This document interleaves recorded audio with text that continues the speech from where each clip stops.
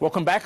The Proteas kick off their 2019 ICC Cricket World Cup against the hosts, England, at the Oval on Thursday. South Africa go into that clash as underdogs, while the hosts have been absolute world beaters for 2 straight seasons now. To preview that match and, of course, the World Cup in general, Ollie Barrett joins us live from London in the UK. Now, afternoon, welcome back to the show, Ollie. Just give us a sense of what the mood is like in and around London ahead of that World Cup fixture between South Africa and, of course, England, who have never won a World Cup and could likely win that World Cup in front of their home fans.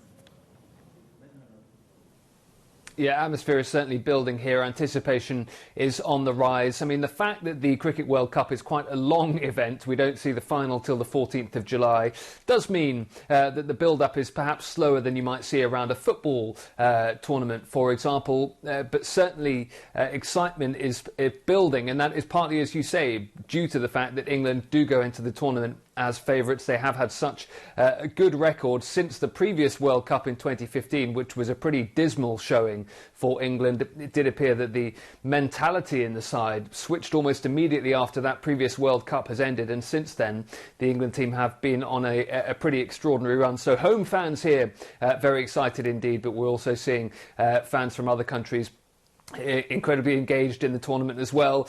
London, of course, where many of the games will be played, has large communities from many of the competing nations, but also people are travelling from overseas as well to be here. Now, England have, of course, 4 of the last 5 400-plus ODI innings, while the 5th one belongs to South Africa. So either way, it seems as if there are going to be runs on the board.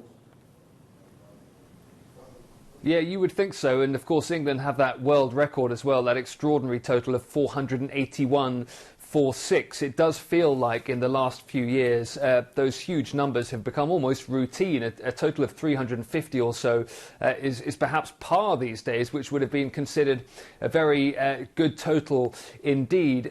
We do go into this match knowing, of course, that Dale Steen's not going to be playing, which is a blow for the South Africans, but perhaps best to have him coming into the tournament a little bit late on rather than getting injured early doors and dropping out potentially somewhere further on in the tournament. Both sides have pretty strong bowling lineups. The England batting lineup is, of course, pretty fearsome, and you mentioned that South Africa have shown the ability to get over 400 as well. So, yeah, I think many of the fans going to the game are hoping that this will be a bit of a batting showpiece. At the same time, there's been a debate here in the UK about whether the balance has tipped a bit too much in favour of the batsmen in one-day cricket, and perhaps that will be a debate that continues tomorrow if both sides rack up huge scores.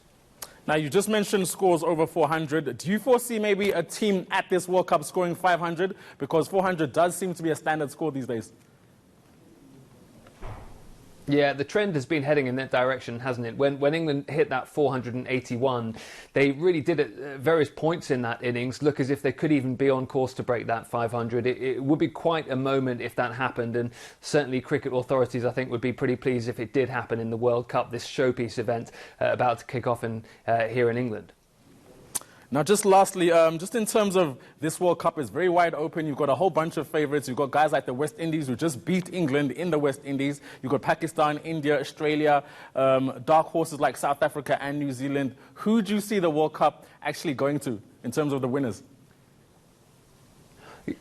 Yeah, I mean, certainly England are the favourites with the bookmakers, and that's based on their extraordinary record since the last World Cup. But you mentioned some of the teams there that could challenge them. An incredible pedigree in one-day cricket from sides like India, the West Indies, South Africa as well. But England go into the tournament confident. One final dynamic that's worth pointing to in the game tomorrow is, of course, the South African coach, Otis Gibson. His contract is up in September.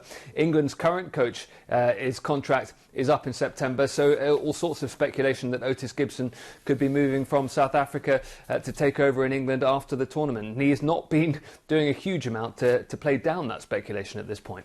100%. We appreciate that, your time, and of course your input. We'll continue to keep tabs with you as the Cricket World Cup develops. That is, of course, our UK